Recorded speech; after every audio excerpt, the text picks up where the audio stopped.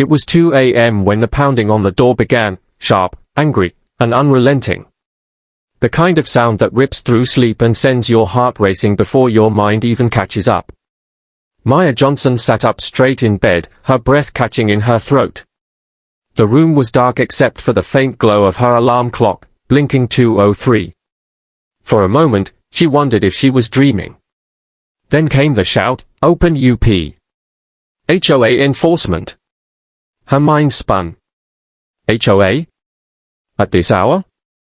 She wasn't behind on dues, hadn't violated any rule that she knew of. But the pounding grew louder, and before she could even grab her phone, the sound of a key, no, a battering ram, hit her front door. Wood splintered. The lock gave way with a violent crack that echoed through her home. Maya's heart thundered as she stumbled out of bed, pulling her robe tight. She could hear men shouting commands, heavy boots stomping across her hardwood floors. Clear the kitchen. Check the back. Hands where we can see them. Within seconds, 3 men in dark uniforms stormed into her bedroom.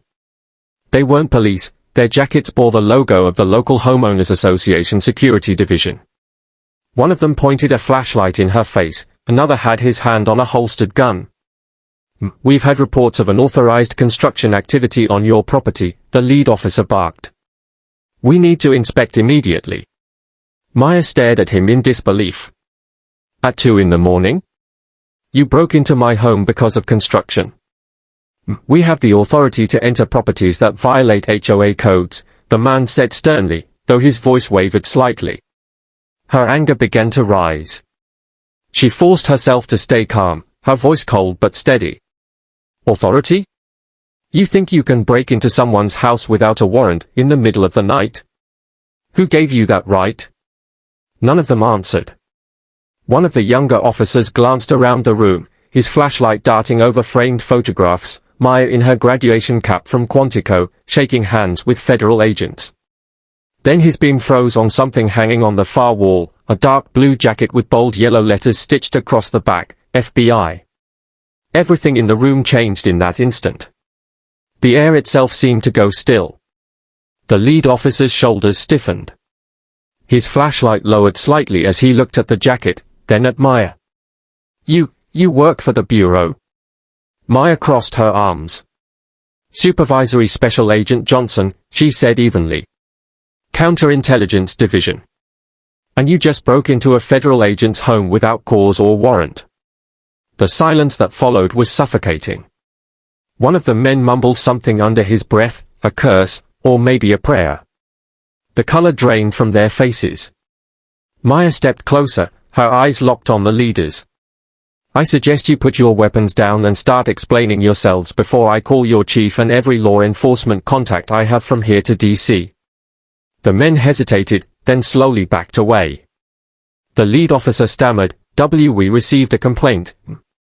A neighbor said there were power tools running late at night, possibly illegal renovation. The HOA dispatched us." Maya cut him off. "And instead of verifying during normal hours, you decided to raid my house like I'm some criminal? Do you have any idea what you've done?" Her tone was razor-sharp, every word landing like a slap. She picked up her phone from the nightstand and began snapping photos, the broken door, their uniforms, their shocked faces. "This is evidence," she said coldly. "You'll want to remember this moment when Internal Affairs and the Department of Justice start asking questions." The men exchanged nervous glances. The youngest of them muttered, "We didn't know." "Oh, you didn't know?" Maya's voice dripped with disbelief. "You don't need to know who lives here to understand that you can't invade someone's home without due process. HOA or not, you've just committed trespass, property damage, and unlawful entry." Her calm composure was more terrifying than if she'd screamed. The lead officer's hands were trembling slightly now. We'll file a report." This was a misunderstanding. "Not anymore," Maya said quietly. "This is going on record." She gestured toward the front door. "Out. Now." They hesitated only a moment before shuffling toward the hall, their flashlights no longer sweeping with authority but with shame. As they passed the wall again, one of them whispered, "She's FBI, oh my God." Maya followed them out, her bare feet silent on the floor. The night air rushed in through the broken doorway, cool and sharp. The three men stood awkwardly in her yard, under the harsh beam of the streetlight. She folded her arms. "Tell your HOA board that if they ever set foot on my property again without legal grounds, I'll have federal charges filed faster than you can spell violation." The lead officer nodded, his voice small. "Yes?" They retreated quickly to their patrol SUV, starting it up without another word. As the taillights disappeared down the street, Maya exhaled slowly and locked her door, or what was left of it. Her hands were still shaking, but not from fear anymore. From fury. She turned to the FBI jacket on her wall, the one that had saved her from what could have been a disaster, and whispered, "Tomorrow, this entire HOA is going to learn what accountability really means." The clock now read 2:27 a.m. Sleep was a distant thought.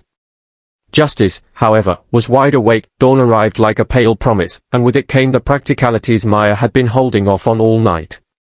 She dressed quickly, trading her robe for slacks and a blazer, the FBI jacket folded carefully over the back of a chair. The broken door loomed in the foyer like an accusation, splinters lay scattered across the welcome mat. Her phone was full of photos and voice memos, timestamps, the faces of the men who had forced their way in, the crushed frame of the lock, each file a small, immovable shard of evidence. First on the list was a call to her supervisor. She kept it procedural, concise, who, what, when, where. He listened, then said two words that cut through the adrenaline, "Document everything." She already was. Then he offered something else, not a directive but a courtesy. "If you want, I can put a word in with Internal Affairs and the U.S. Attorney's Office. This shouldn't be handled purely as a neighborhood dispute." Maya accepted without hesitation. It felt less like leveraging power and more like writing the scale. Next, she called a contractor. He arrived within an hour, taking measurements and murmuring reassurances as he propped the door with temporary braces. While he worked, Maya walked the perimeter of her property, eyes trained on the neighbors' houses. A cluster had gathered across the street, faces peering from behind curtains and through slats of blinds. Whispers peppered the air, the rumor mill churned already. She ignored it. There were facts to assemble.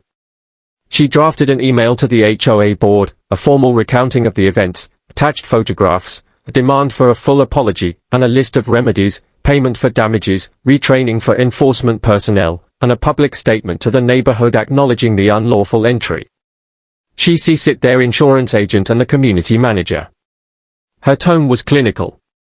There would be no theatrics, there would be consequences. Within a few hours, the HOA president, a trim man named Carlton, knocked on her door.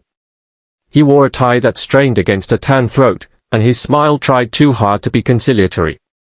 Maya met him at the threshold, the contractor hovering with a drill, the FBI jacket visible in the background like a silent judge. "Ms. Johnson," Carlton began, voice tight, "on behalf of the board, I want to apologize for the misunderstanding, for the felony-level trespass." Maya interrupted. Her voice was low and steady. "Don't sanitize it." She stepped aside to let him in, then watched him register the broken wood and the contractor's tools. The apology drained from his face, it had been written without the facts in front of him. We acted on a complaint," he stammered. "We thought," he didn't finish. Everyone knew what they had thought, a late-night disturbance. A property violation. Not the home of a federal agent. Not a mother with a framed badge and a decade of fieldwork hanging on her wall. Maya set the tone. She outlined what she expected, restitution for the door, signed assurances that HOA enforcement would cease any warrantless entries, retraining led by an accredited legal compliance instructor, and a written apology to be circulated to the community. She also told him plainly that there would be an internal affairs report on the individuals who executed the raid, and she would be filing a civil complaint if the board did not respond appropriately. Carlton's face went pale. "We'll comply," he said, words hurried and brittle. We'll do whatever you ask." Outside, a woman from across the street, Mrs. Alvarez, who'd been the one to call the HOA, according to an anonymous tip that filtered through the block, approached with a trembling paper cup of coffee.